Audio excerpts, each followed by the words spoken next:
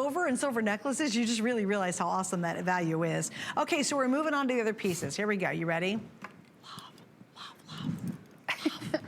Super love. Now these earrings are coming up. And my look at this, look at that bracelet. Is that a powerful bracelet or what, right? It's like stunning. But look at how amazing these earrings are. And you know what I want to show too, Jennifer? Let's talk a little bit about the silversmithing in these. Because notice there's just so much silver, all bezel set. That's done by hand, right? Everything is done by hand. It's made in the USA, and especially out in New Mexico and in Arizona.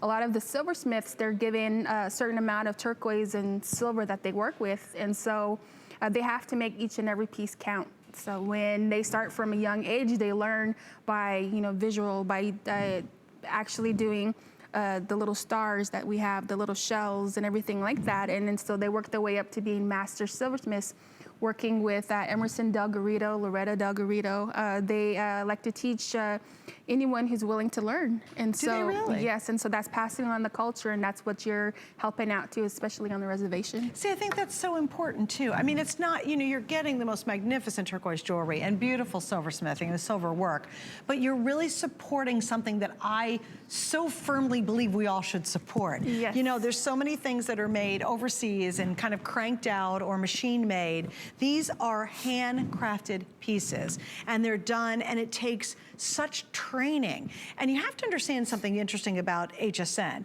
Our standards are much, much higher than the vast majority of jewelry retailers out there. And when you really think about it, what is out there when it comes to very traditional, beautiful turquoise looks? Number one, you gotta make sure it's genuine. That's a problem, because we all know that. There's a ton of fake out there now, which is unfortunate. But two, you want to be able to support true Native Americans and keep this tradition alive, by wearing not only magnificent pieces that would be hundreds and hundreds of dollars if you were in Santa Fe or Albuquerque or you were out west, but also just to be able to support these fabulous people who really do a magnificent job bringing us such unique pieces. By the way, the earrings are almost gone. Now, here's a little tip. I'm just saying. The earring size is exactly the same size as the pendant, right? They brought it. What I would do is get the earrings. I'd go to a jeweler. I'd ask them to put a different little jump ring on here, and guess what I would do? I'd make two pendants. I really would. I'd give one to me and maybe one to a friend, or maybe one to your sister, or maybe you keep one and give one to your mom. But if you really want a tremendously smart value, you go for the earrings and then make two pendants out of it. Sorry, I won't insult anybody, will I, by telling that secret? I mean, they're huge, look at that. There's my pendant. The earrings are just a hair, maybe, look, I'll just do that. Just a teeny bit smaller. Those are two beautiful pendants. So that's my just little inside tip if you want to grab the earrings. And Rick, how many earrings do I have left, honey? Oh, there's 20 pairs. Oh, that's it.